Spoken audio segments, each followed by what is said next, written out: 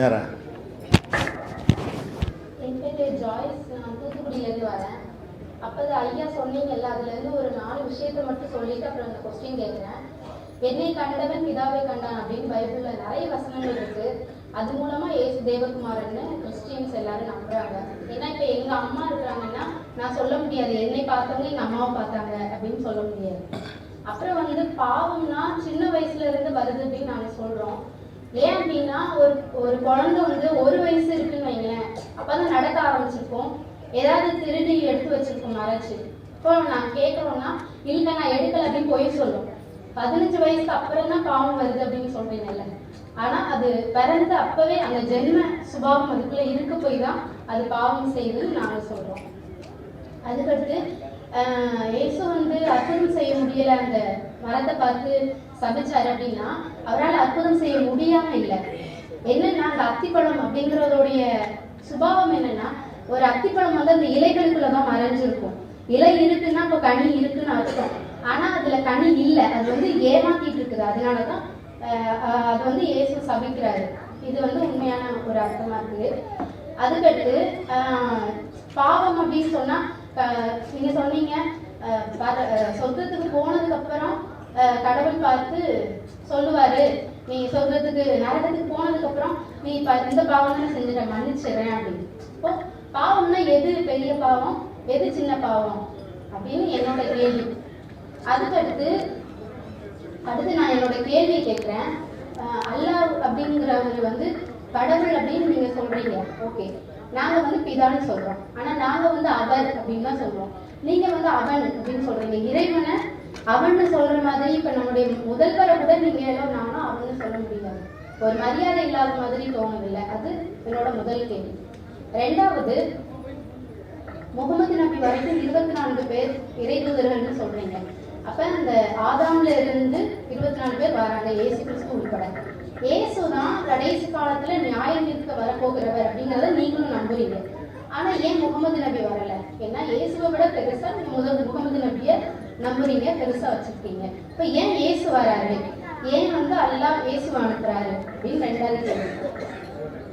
3வது, முகமது நபி வந்து 1400 வருஷங்கள் தான் ஆகுதுன்னு சொல்றீங்க. அப்ப அதுக்கு முன்னாடி கடவுளால கொடுக்கப்படாத எதுவும் வேதங்கள் கொடுக்கப்படலையா? இல்ல அது வரைக்கும் மக்கள் பாவம் செஞ்சதை எப்படி கடவுள் நியாயம் தீர்ப்பாரு? இது 3வது கேள்வி. அதுக்கடுத்து பிரித்து கொண்டு நாங்க சொல்லுவோம் கிறிஸ்தவத்துல பிதா குமாரன் பரிசுத்த ஆவியான் சொல்லுவோம். இப்ப நீங்க சொன்னீங்க குமாரன் அவரு வந்தாரு, எதுக்கு அவர் வரணும் அப்படின்னு. இப்ப நீங்க இருக்கிறீங்கன்னா உங்களோட மனைவிக்கு நீங்க கணவர், உங்களோட பிள்ளைக்கு நீங்க அப்பா, உங்களோட ஸ்காலர். இப்போ எங்களுக்குலாம் நீங்க ஒரு ஐயா, இந்த மாதிரி பைபிள் குரான் ஸ்காலர் சொல்றது. இப்போ நீங்க இதுல யாரு அப்படின்னு கேட்டா நீங்க 3மே தான். இதை பிரிக்க முடியாது. அதே மாதிரி பிதா குமாரன் பரிசுத்தாவியானவரை பிரிக்க முடியாது. இது என்னோட இது. அதுக்கடுத்து நான் வந்து படிச்சேன், நீங்க எழுதின அந்த இதுதான், சொர்க்கத்துல மது இருக்குது, இங்க வேண்டாம்னு சொல்ற எல்லாத்தையும் அங்க அனுபவிக்கலாம். பெண்கள் நம்ம என்னன்னாலும் ஆசைகளை அங்க அனுபவிச்சுக்கலாம், பெண்கள் அங்க இருப்பாங்க அப்படின்னு சொன்னா அப்ப இங்கே அனுபவிச்சவங்களை கடவுள் எப்படி அங்க நரகத்துல போய் தண்டிக்க முடியும்? இப்ப இங்க குடிச்சாலும் சொர்க்கம் போயிடலாமா அப்படின்னு இந்த 5 அந்த சீட்டை கொடுத்துருங்களா வரிசைக்கா வேண்டி வரிசையாக மறந்து ஒரு நிறைய கட்டிகள். அதனால கேளுங்க ஒன்று ஒன்றா. இல்லை ஃபஸ்ட்டு கேட்டால் முடிச்சிடுவோம். என்ன செஞ்சாங்கன்னு கேட்டால் அவங்க என்ன கேட்குறாங்கன்னா, இயேசுநாதர் வந்து அவர் இறைவன் இல்லை, இறைவனுடைய மகன் இல்லை, அவர் ஒரு மனிதர் தான், இறை தூதர் நம்ம சொன்னோம். அதுக்கு அவங்க ஒரு பைபிள்லேருந்து என்ன செய்கிறாங்கன்னா, என்னை கண்டவன் என் பிதாவை கண்டான் அப்படின்னு இயேசு சொல்லியிருக்கிறார். பிதானா இறை கடவுள். இப்போ என்னை கண்டவன் தான் கடவுளை கண்டான, 2 ஒன்று தானே அப்படிங்கிறத இயேசு சொன்னதாக அவங்க சொல்கிறாங்க. அது அதே மாதிரி வந்து இயேசு அது மட்டும் சொல்லலை, வேறு என்ன சொல்கிறாருன்னு கேட்டால், ஒருத்தர் வந்து என்ன செய்கிறாரு, இயேசுவே உங்களுடைய வலது பாரிசத்தில் பரலோக ராஜ்யத்தில் வலது பக்கத்தில் இந்த பிள்ளையை நீங்கள் வச்சுக்கிறங்க, இடது பக்கத்தில் இந்த பிள்ளையை வச்சுக்கிறங்கன்னு ஒருத்தர் வந்து கேட்பார் அங்கே பரலோக ராஜ்யத்தில். அதுக்கு என்ன சொல்லுவார் இயேசு, என் சித்தப்படி அல்ல என் பிதாவின் சித்தப்படி தான், எனக்கு அதில் ஒன்றும் ராஜ்யமே இல்லைன்றவார். எனக்கு எந்த ஒரு பவரும் இல்லைன்னு அவர் நினைச்சிருப்பார், அவர் சொல்லியிருப்பார். அதே மாதிரி இன்னொருத்தங்க வந்துக்கிட்டு என்னுடைய ஒரு போதனை செய்யுங்கிற ஒரு அம்மா வந்து கேட்பாங்க. அப்போ அவர் என்ன சொல்லுவார்னா மறுத்துருவார். பிள்ளைகளுடைய அப்பத்தை எடுத்து ஆட்டுக்குடிக்கு போட முடியாது, ஏன்னா பிள்ளைகளுடைய அப்பம் வந்து பிள்ளைக்கு தான் உள்ளது. நான் வந்து இஸ்ரவேலர்களாகி ஆட்டுக்குட்டிகளுக்கு அனுப்பப்பட்டேனே தவிர உனக்கெல்லாம் கிடையாது, மற்றபடி அல்லன்றுவார். அப்போ இயேசு என்ன செய்கிறாருன்னு கேட்டால், இஸ்ரவேலுங்கிற ஒரு இனத்துக்கு நான் வந்திருக்கிறேனே தவிர என்கிட்ட வந்துக்கிட்டு நீ அறிவுரையெல்லாம் கேட்காதுன்னு சொல்லியிருக்கிறார். அதனால இயேசு சொன்ன விஷயங்களை அனைத்தையும் நீங்கள் தொகுத்து பார்க்குறதா இருந்தால் எல்லா சொல்லையும் பார்க்கணும். என் சித்தத்தின்படிங்கிற அதை மட்டும் பார்க்காம அவர் தன்னை மனுஷகுமாரனுக்கு தலை சாய்க்க இடமில்லையும் பாரு. எதுக்கும் இடம் ஆகாயத்து பறவைகளுக்கெல்லாம் கூடு இருக்கிறது. இந்த மனுஷகுமாரனுக்கு தலை சாய்க்க இடமில்லைன்னா இது மனுஷனாக காட்டுதா? ஏன் மனுஷகுமாரன்ட்டு தன்னை சொன்னார் பல தடவை. நீங்கள் வந்து இறைவனுடைய குமாரன்னு சொல்கிறீங்களா, அவரே தன்னை வந்து மனுஷகுமாரன்ட்டு சொல்லியிருக்கிறார். மனுஷகுமாரன்ட்டு சொன்ன வசனங்கள் பைபிளில் ஏராளமாக இருக்கிறது. அது ஒரு விஷயம். அடுத்து என்னென்னு கேட்டால் யாவத்தில் உள்ள சொல்லி மற்ற விட்ட சொல்லிடுங்க. அடுத்து என்னென்னு கேட்டால் இந்த அத்தி மரத்துக்கு போகிறார். அத்தி மரத்தில் வந்து பழம் இலை வந்து மறைச்சிருச்சான். அதனால் வந்து பழம் இருக்குதுன்னு நினச்சி போய் ஏமாந்துட்டாரான். அதனால இயேசு கோவப்பட்டு என்ன செஞ்சார்னு கேட்டால், நீ ஏமாத்துறீல அதனால சபிக்கிறேங்கிறார். இவர் தான் கடவுளாக இருந்தால் இவர் தான் இப்படி படைச்சார், அப்புறம் ஏமாத்துற எங்கே வருதுன்னா இவர் தான் அப்படி ஆக்குனார். இவர் கடவுள்னு வச்சுக்கிட்டா, இவர் கடவுளாக இல்லாமல் இல்லாட்டி தான் இதை குறை சொல்ல முடியும். இவர் தான் இலையை இப்படி ஆக்கி வச்சு மறைக்கிற மாதிரி படைச்சிருக்கிறாரு. இவர் கடவுள் என்று சொன்னால், இவர் தான் கடவுள் என்று சொன்னால் இவரே படைச்ச ஒன்றை வந்துக்கிட்டு நீ ஏமாத்துகிறாய் அதனால் உன்னை சபிக்கிறேன்னு சொன்னால் என்ன அர்த்தம்? படைச்சவரே இவர் தானே, எதுக்கு இப்படி சபிக்கணும்? இவருக்கு தெரியவே செய்யணும், அதுக்கிட்டே போகக்கூடாது. அதை இதை வச்சுக்கிட்டு நம்ம என்ன செய்ய முடியாது, சொல்ல முடியாது. அடுத்து வந்து பிறவி பாவம் கிடையாதுன்னு நான் சொன்னேன். அதுக்கு அவங்க என்ன உதாரணம் சொல்கிறாங்கன்னா, சின்ன பிள்ளைய திருடுமா பார்க்கலையான்னு கேட்குறாங்க. சின்ன பிள்ளைய திருடும், எல்லா சின்ன பிள்ளையும் திருடுமா? கேள்வி என்னென்ன, பிறக்கிற 50 பேரில் பாவியாக பிறக்கிறாங்க. சில பிள்ளைகள்கிட்ட இந்த தன்மை இருக்கும். சில பிள்ளைகள் திருட்டுத்தனம் என்பது சில பிள்ளைகள்கிட்ட இருக்கும். அது அந்த பிள்ளைகள் செய்யுது. நீங்கள் செய்யாத ஆளை திருடுன்னு சொல்கிறீங்க. பிறக்கும் போதே பாவம். இந்த திருடுற பிள்ளை கூட யாராக இருக்கும்னா கொஞ்சம் விவரம் தெரிஞ்ச பிள்ளையாக இருக்கும். நீங்கள் அதுக்கு முந்தைய பாவம் வருதுன்னு சொல்கிறீங்க. பிறக்கும் போதே ஒரு நாள் குழந்தையும் பாவி. ஒரு நாள் குழந்தை எந்த வீட்டில் திருந்துச்சு, எந்த பொருளை எடுத்து ஒழிச்சு வைக்கும், அந்த குழந்தையிலேருந்து பாவத்தை நீங்கள் சேர்க்குறீங்களே. பிறவி பாவத்துக்கு இதை உதாரணம் காட்டக்கூடாது. அதுபோக உலகமெல்லாம் என்ன சொல்லியிருக்கிறாங்கன்னா, சிறுவர்கள் வயசில் செய்கிற குற்றங்கள் வந்து குற்றம் கிடையாது. கொலையே ஒரு 12 வயசு பையன் கொலை செஞ்சுட்டா ஜெயிலில் போடுவாங்களா? நம்ம நாட்டில் போடுவாங்களா? உலகத்தில் போடுவாங்களா? அவனுக்கு சீர்திருத்த பள்ளின்னு வச்சுருப்பாங்க. அங்கே அனுப்பி அவனுக்கு சில அறிவுரைகளை சொல்லி அவனை நல்வழிப்படுத்துவாங்களே தவிர அவன் செஞ்சது கொலை தான். 15 இந்தியாவில் சட்டப்படம் 18 வயசு. 18 வயசு கீழே உள்ளவன் 17 வயசுக்காரன் கொலை பண்ணாலும் அவன் கொலைகாரன் கிடையாது. ஏன்? அவன் மைனர். மேஜராக இருந்தால் தான் அவனை தண்டிக்க முடியும்னு சட்டம் எழுதி வச்சுக்கிறாங்க. சில நாடுகளில் மேஜருக்கு 21 வயசு வச்சுருக்கிறாங்க. ஒவ்வொரு கணக்கு வச்சுருப்பாங்க. அது கீழே உள்ள ஆட்கள் வந்து தப்பு செஞ்சாலும் அதே தப்பு இல்லைன்னு சொல்கிறாங்க. அப்போ இவன் ஒரு தப்பும் செய்யலை, அவனை ஏன் சொல்கிறீங்கன்னு நான் கேட்டேன். அதுக்கு தான் கேட்டேன். அப்போ சின்ன பிள்ளைங்க திருடுறதெல்லாம் உதாரணம், திருடுறதுன்னா அது விளையாட்டு போக்கு, அது திருட்டு கிடையாது. குழந்தைகள் செய்கிறது வந்து என்ன இல்லை, அது குற்றத்தில் சேர்க்க முடியாது. ஆனால் அப்படி பாவம்னு சொன்னால் கூட அதுவும் இதுவும் ஒன்றா? பிறவி பாவத்துக்கு இது உதாரணமாகுமாண்டா ஆகாது. அடுத்து 4 விஷயம் என்ன? அடுத்து வந்து பைபிளில் உள்ள 4 விஷயம் சொன்னாங்கள்ல. ஜீசஸ் வந்து இங்கே அவர் தான் மறுமையோட இறுதி அடையாளம் வருவார், ஏன் முகமது நபி வரல? இல்லை பைபிள்லேருந்து 4 சொன்னேன். சொன்னதுலேருந்து 4 சொன்னாங்களா? முதல்ல 3 சொல்லிட்டேன். அதில் அந்த பிதா குமாரன் பரிசுத்த ஆவின்னு சொன்னீங்கல்ல, நம்மளை எப்படி தந்தை மகன் அப்படி ஆசிரியர் மாதிரி அவர் தான். அதாவது ஒரு மனிதனுக்கு பலவிதமான உறவு இருக்குங்க. நான் இருக்கிறேன், எங்கள் தகப்பனாருக்கு நான் மகன், என் தம்பிக்கு நான் அண்ணன். ஒரு ஆள் தான்.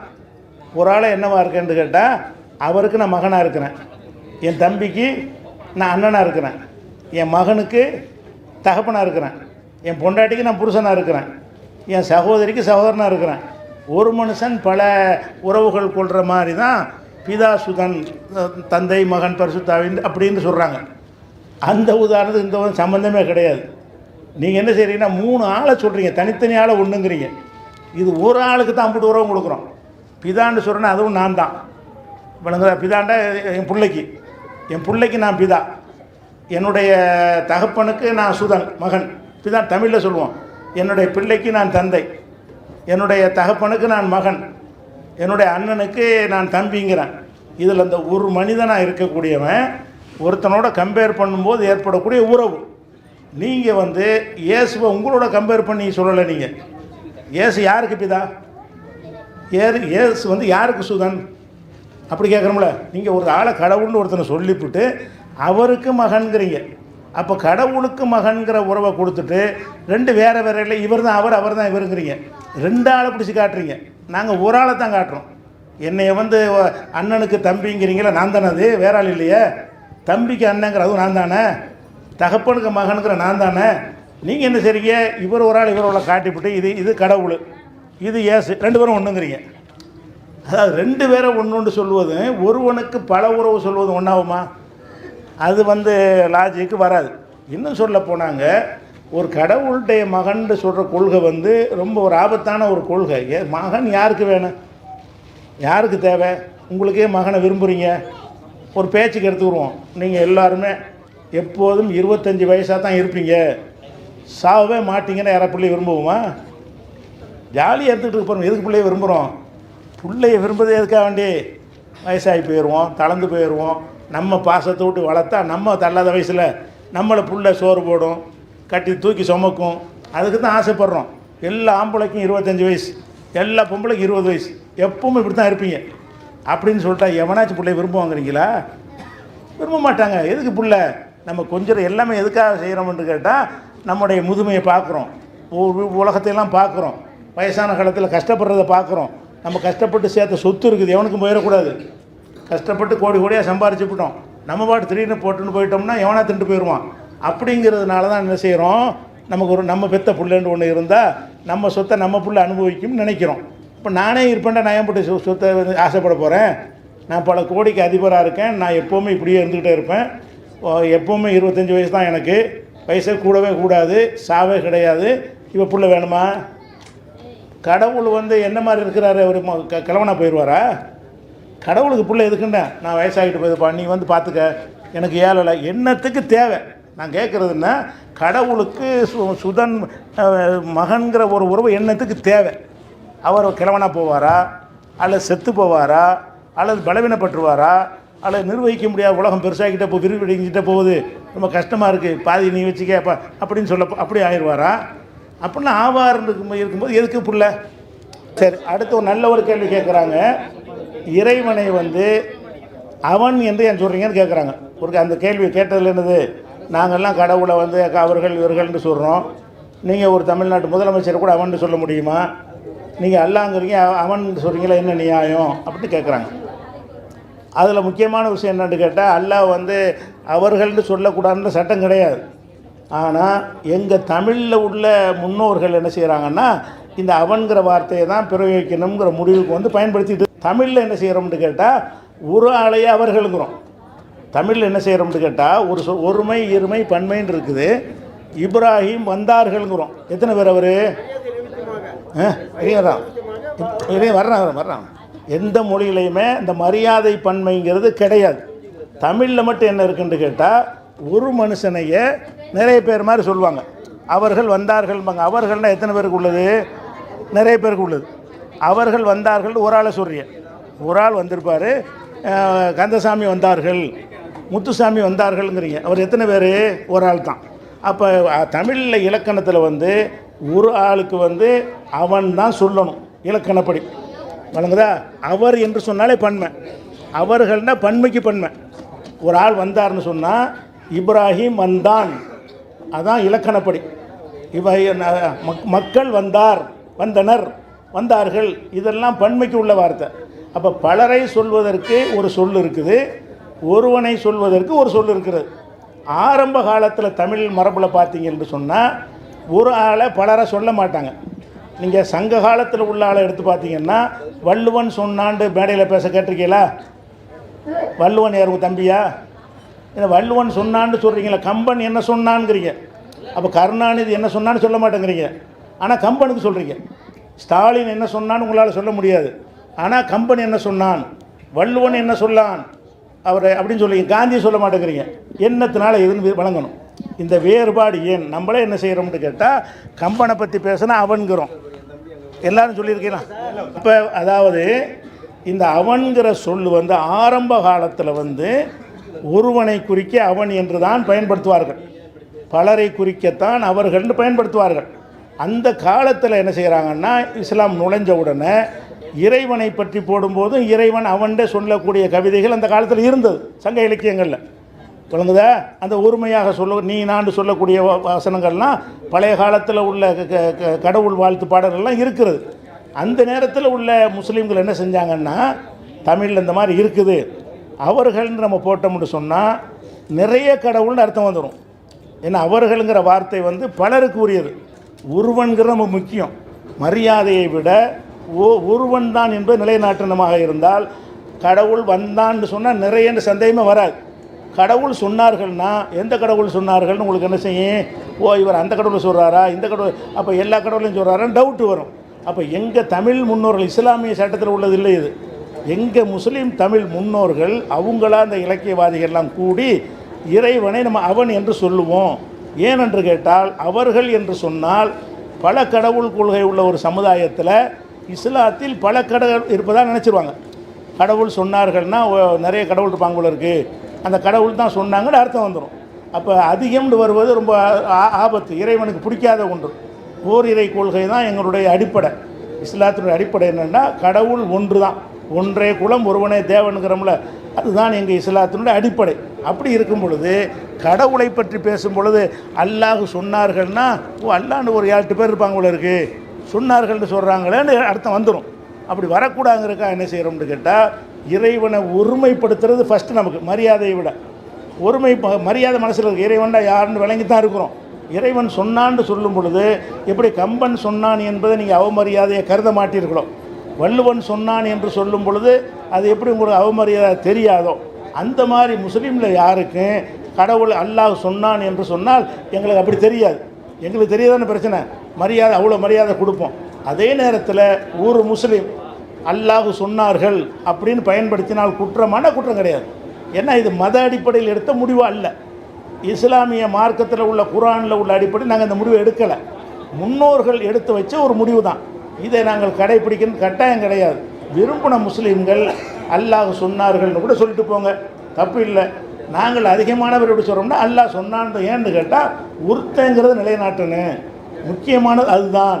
கடவுளை அதிகமாக்கிட்டாங்க, நிறைய கடவுள் வரக்கூடாது என்பதாக இருந்தால் அல்லாஹ் சொன்னான், இறைவன் சொன்னான் என்று சொல்வதுதான் நல்லது. நாங்கள் எடுத்துருக்குறோம், வழங்குதா? அவமரியாதை கிடையாது. ஆனால் நீங்கள் விரும்பி அல்லாஹ் சொன்னார்கள் என்று சொன்னால் தப்பானா தப்பு கிடையாது. சரியா? இது மத அடிப்படையிலான முடிவு அல்ல. அடுத்து அவங்க முடிஞ்சிச்சா?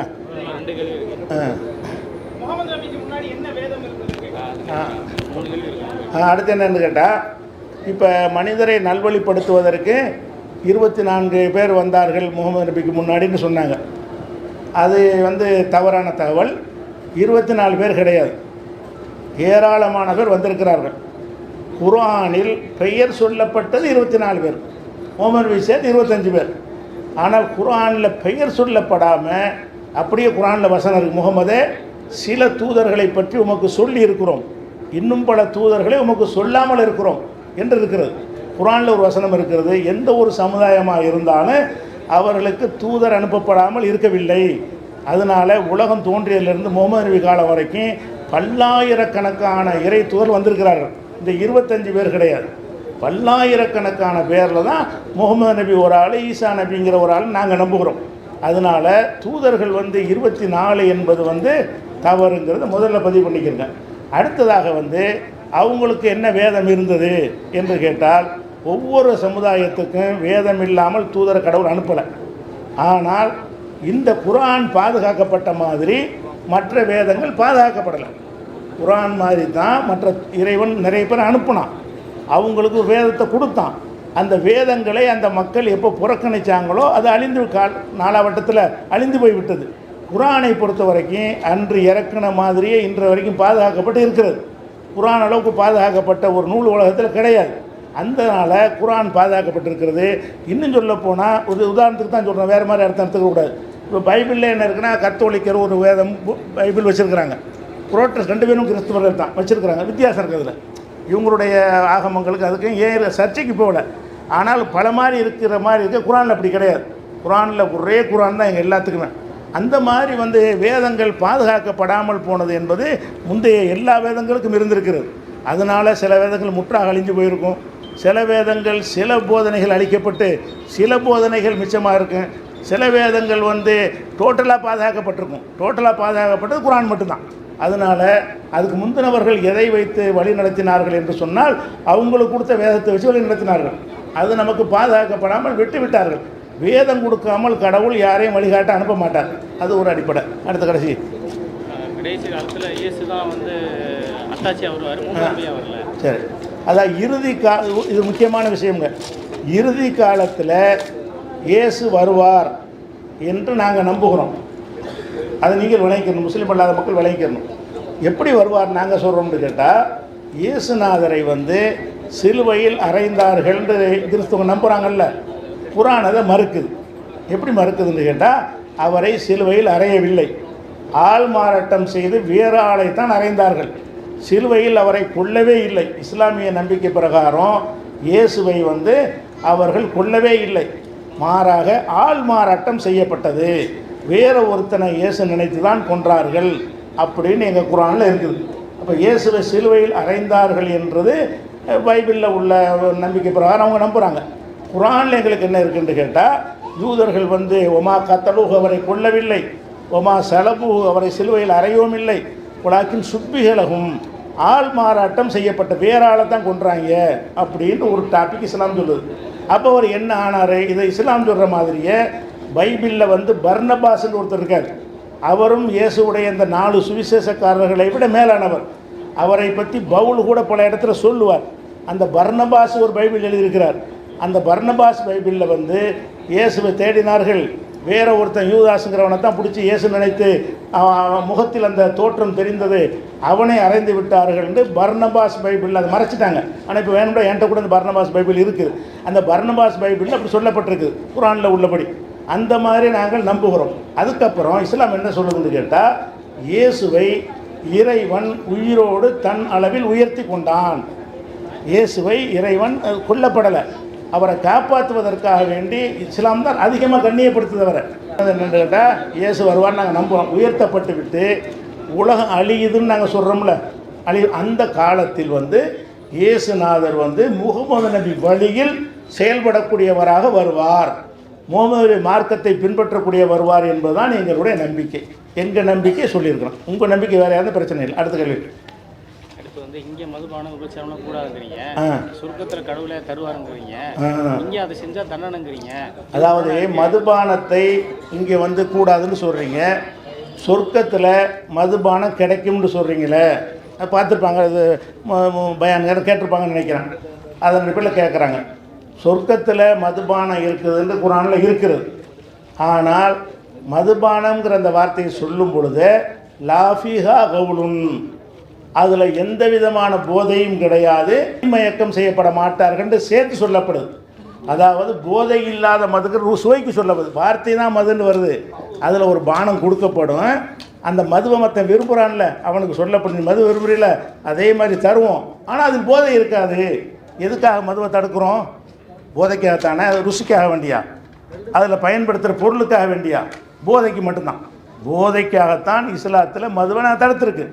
சொர்க்கத்தில் தரக்கூடிய அந்த மதுபானத்தில் போதை இருக்காதுன்னு குர்ஆனே சொல்லுது. போதை இல்லாத பானத்தை கொடுத்து உங்களுக்கு என்ன? மதுன்னா ருசியானது, சுவையானது, மதுரமானது. அதை வந்து போதை இல்லாத முறையில் உனக்கு தரப்படும் தான் இஸ்லாத்தில் சொல்லப்படுதே தவிர, இந்த பானத்தை இதே மாதிரி உன்னை போதையில் தள்ளாட வைக்கப்படும்னு சொல்லப்படலை. முடிஞ்சா வேறு கேள்வி.